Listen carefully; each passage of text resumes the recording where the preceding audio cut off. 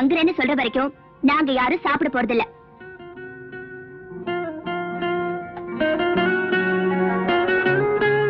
நானும் சாப்பிட மாட்டேன்.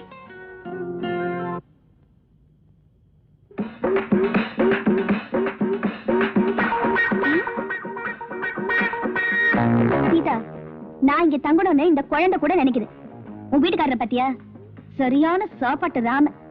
நான் இங்க தங்குறது இவருக்கு பிடிக்கல போல இருக்கே. ஆமா, எனக்கு பிடிக்கலதான். ஏன் பிடிக்கல?